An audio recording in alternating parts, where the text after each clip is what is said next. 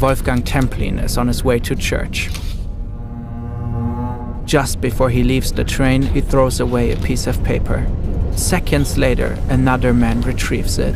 He's an agent of East Germany's notorious secret police, the Stasi.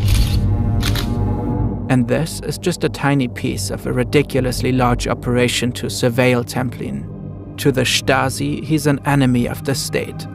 But he's not a Western spy. He's not planning the downfall of the government or an assassination of a socialist leader.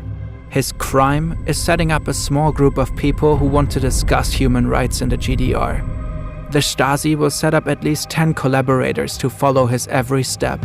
They'll wait in front of his house in the morning, follow him to the bakery, sit next to him in a cafe, take the same train, open his mail, read his bank statements, and intercept his phone calls. They'll type their observations into a file on him. It's several Bibles worth of text. They'll infiltrate his friend groups, harass him at home, spread false rumors, pressure his employers to fire him, threaten to take away his kids. They don't want to put him in jail. That would only make a martyr out of him. They want to break him psychologically without leaving any trace. The Stasi was arguably the most intrusive and omnipresent surveillance agency the world had yet seen. The ingenuity of their methods is unparalleled. In this video, we will look at all the techniques at the Stasi's disposal, from regular spying all the way to the utter destruction of the victim's psyche. On October 7, 1949, a new country was born, the German Democratic Republic, or East Germany.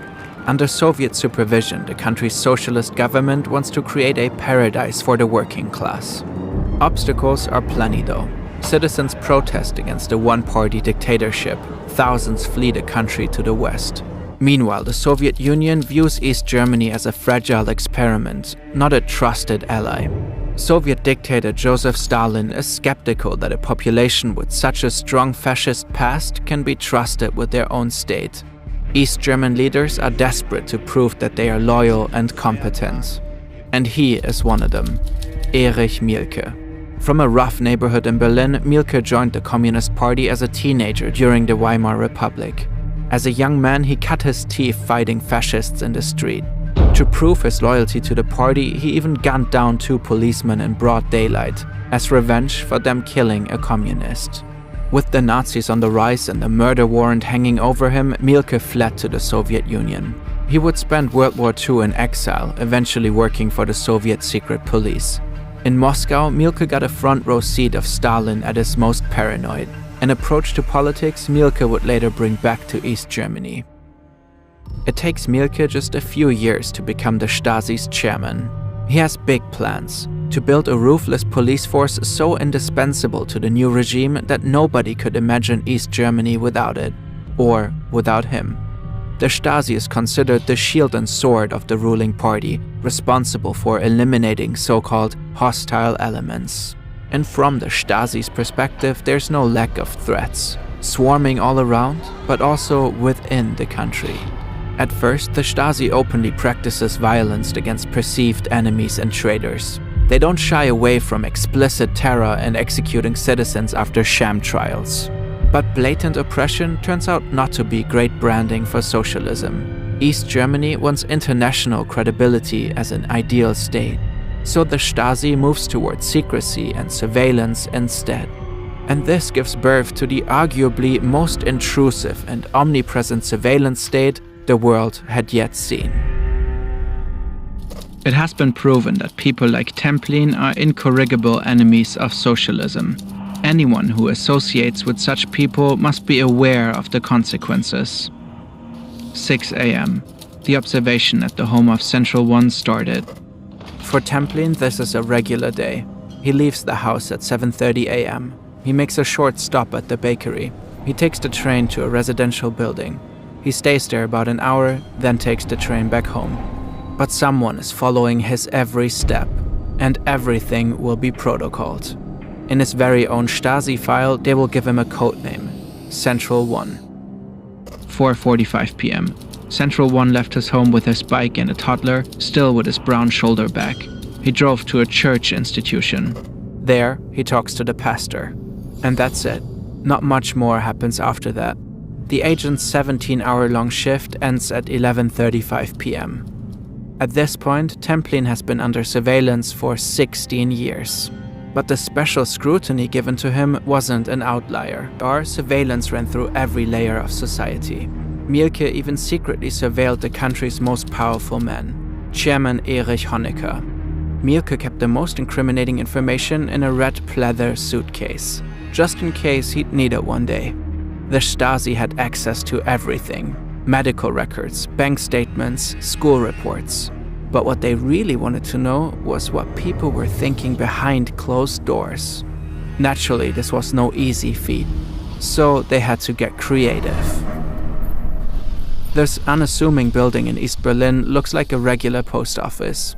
The workers inside wear postal uniforms. They tell their neighbors they just sort mail.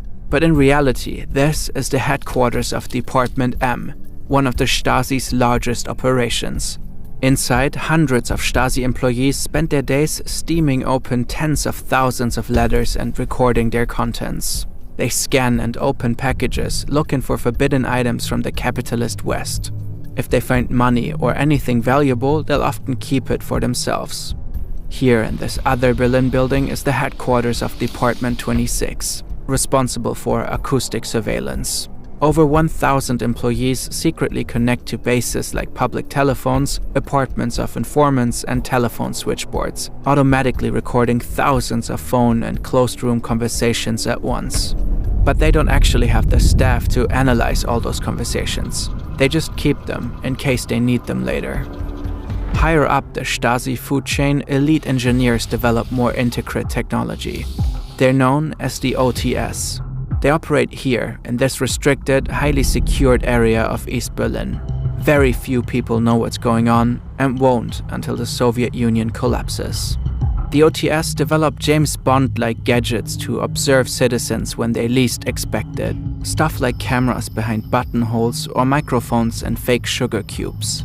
The tinier, the better.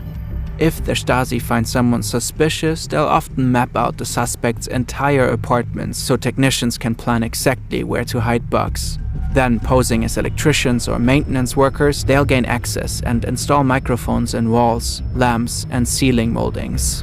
No corner of East Germany is too sacred for spying. There's bugs in doctors' offices, church confessionals, even private bathrooms. For a while, many would save their sensitive conversations for ping-pong games in the park. But then the Stasi picked up on that and started bugging the trees.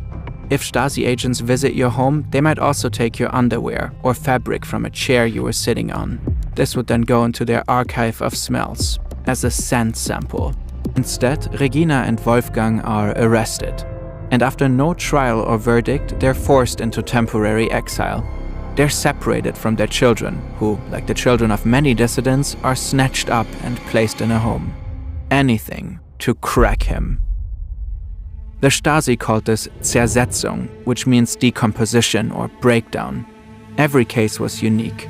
The Stasi would use all the information gathered from excessive surveillance to harass its targets in a hyper-specific way. All those dull hours of surveillance enabled the Stasi to know exactly what would hurt a target most. For Templin, it was his family, his career, and his reputation as an activist. Some victims were simply made to feel crazy. When he died, crowds celebrated. His grave was defaced within hours of his burial. After the fall of the GDR, he said, "Millions have died for nothing. Everything we fought for. It has all amounted to nothing."